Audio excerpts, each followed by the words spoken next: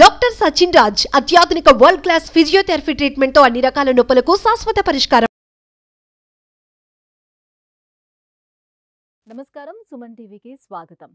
ఈ 2024 ఆంగ్ల నూతన సంవత్సరంలో ద్వాదశ రాశుల వారికి ఏ రకంగా ఉండబోతుంది, ఏ గ్రహాలు ఏ స్థానాల్లో ఉన్నాయి, వాటి ప్రభావం ఏ రకంగా ఉండబోతుందనే విషయాన్ని తెలియజేసేందుకు మనతో పాటు ఉన్నారు జ్యోతిష్య రత్న జ్యోతిష్య చక్ర వైభవ నిపుణ డాక్టర్ రాళ్ళపల్లి రవికుమార్ గారు. గురుగారు నమస్కారం అండి. నమస్కారం. గురుగారు, ద్వాదశ రాశుల వారికి ఏ రకంగా ఉండబోతుందో తెలుసుకునే ముందు ఈ సంవత్సరం అంతా ఏ గ్రహాలు ఏ స్థానాల్లో ఉన్నాయో తెలియజేస్తారా? తప్పకుండా.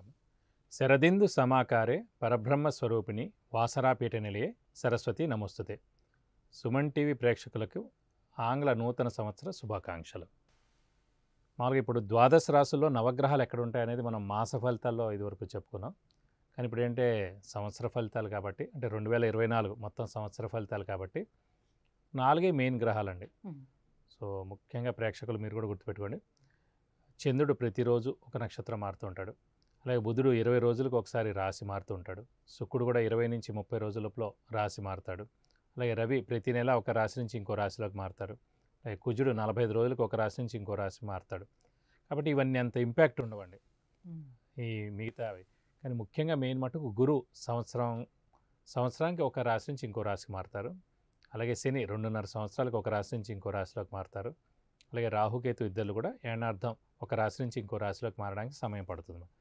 కాబట్టి ఖచ్చితంగా మనం చూసుకోవాల్సింది గోచార ఫలితాలు, సంవత్సర ఫలితాలు చూసుకున్నప్పుడు ముఖ్యంగా ఈ ఏ రాశుల వాళ్ళకి ఏ స్థానాల్లో రాహు, కేతువు, గురు, శని మన రాశి నుంచి ఏ రాశుల్లో ఏ స్థానాల్లో ఉన్నారో దాన్ని బట్టే గోచారం చెప్పుకోవాలన్నమాట. కాబట్టి ఈ సంవత్సరం అంటే 2024 మొత్తం చూసుకుంటే రాహు మనకి మీన రాశిలో ఉంటారు ఈ సంవత్సర కాలం అంతా 2024. అలాగే కేతు వచ్చేసి మనకి కన్యా రాశిలో ఉంటారు సంవత్సర కాలం అంతా. అలాగే శని స్వస్థానంలోనే మనకి కుంభరాశిలోనే 2024 సంవత్సరం మొత్తం మన కుంభరాశిలో ఉంటారు. ఒక గురువు మటుకు మేషరాశి నుంచి వృషభ రాశిలోకి 22 ఏప్రిల్ 2024 నుంచి మనకి వృషభ రాశిలోకి వస్తారండి గురువు. కాబట్టి గురువు ఒక్కరే మారుతున్నారు కాబట్టి మనం దాన్ని బట్టి చెప్పుకుంటే సరిపోతుంది అన్నమాట. ఇవ్వండి ఈ ముఖ్యంగా ఈ 4 గ్రహాలు ఏ రాశిలో ఉన్నాయో తెలుసుకుంటే సరిపోతుంది.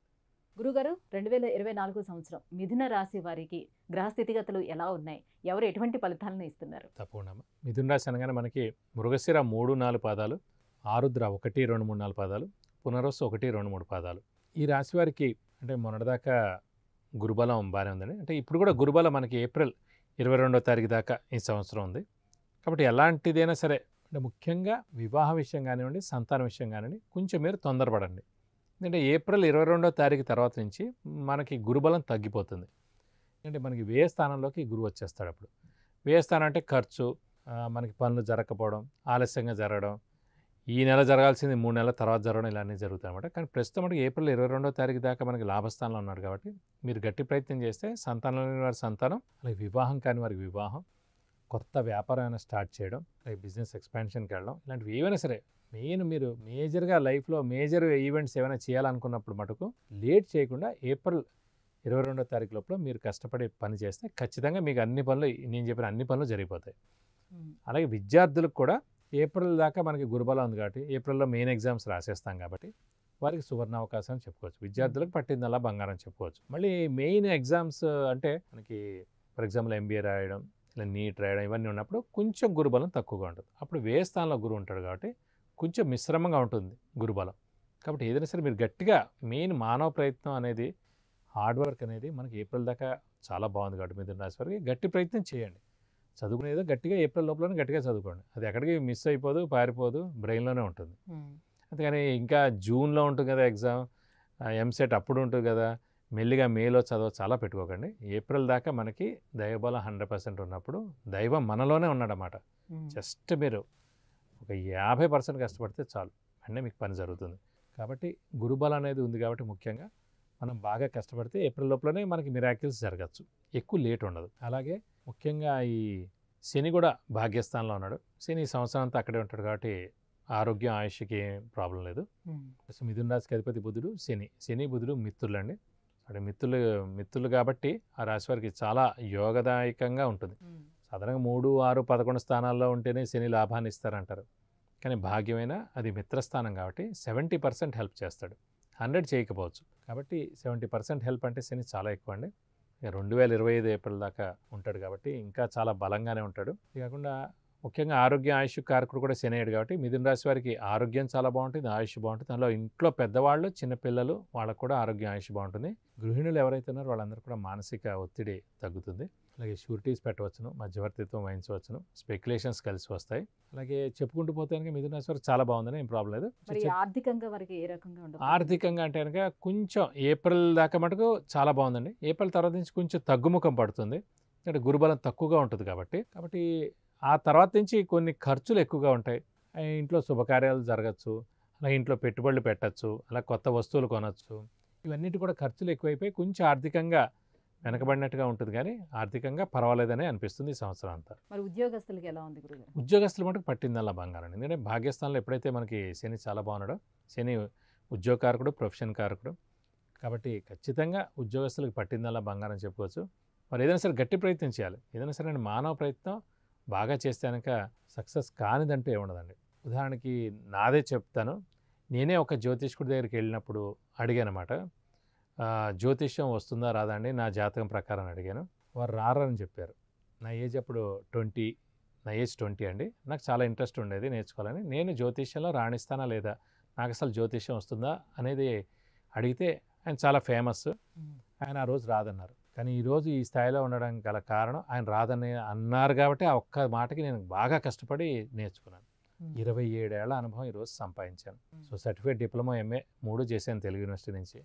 Basic advance palmistry, basic advance numerology చేశాను. 5,000 పెళ్ళిళ్ళు చెప్పాను, 1,00,000 మ్యాచ్ మేకింగ్స్ చూశాను, 20,000 జాతకాలు చెప్పాను.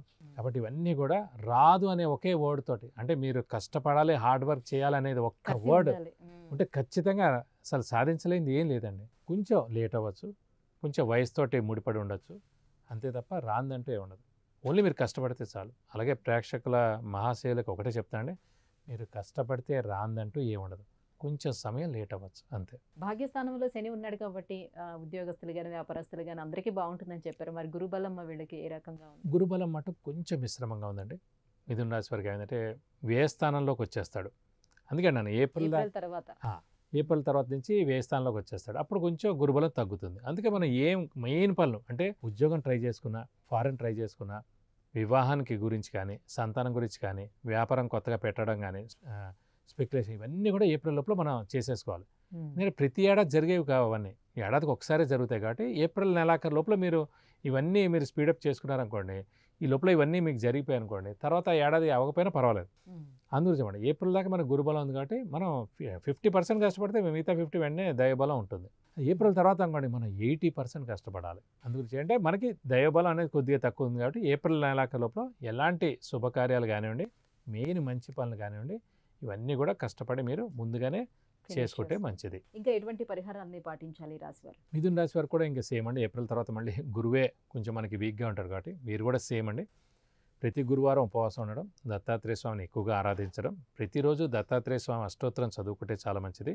అలాగే వీలైతే కనుక దత్తాత్రేయ స్వామి టెంపుల్స్కి ప్రతి గురువారం వెళ్ళి 40 ప్రదక్షిణాలు చేయడం, అలాగే రాఘవేంద్ర స్వామి టెంపుల్ కూడా వెళ్తే కూడా చాలా మంచి శుభ ఫలితాలు మీరు పొందుతారండి. అలాగే గానగాపురం వెళ్ళినా కూడా ఎలా అయినా సరే దత్తాత్రేయ స్వామి టెంపుల్స్, అలాగే రాఘవేంద్ర స్వామి టెంపుల్ కూడా వెళ్తే తప్పకుండా మీకు మంచి చేకూరుతుందని చెప్పుకోవాలి. గురుగారు, ఈ సంవత్సరం అంతా మిథున రాశి వారికి ఎలా ఉండబోతుంది, ఏంటి, వాళ్ళు ఎటువంటి పరిహారాన్ని పాటించుకోవాలి అనే విషయాన్ని తెలియజేసినందుకు ధన్యవాదాలు. నమస్కారం. విద్య, ఉద్యోగం, వ్యాపారం, విదేశీయానం, వాహనం, వివాహం, సంతానం, ఆరోగ్యం, ఐశ్వర్యం, వీటికి సంబంధించి ఏ విషయాలు తెలుసుకోవాలన్నా కింద స్క్రోల్ అవుతున్నటువంటి నెంబర్కి వాట్సాప్ చేసి గురుగారు అపాయింట్మెంట్ పొందొచ్చు.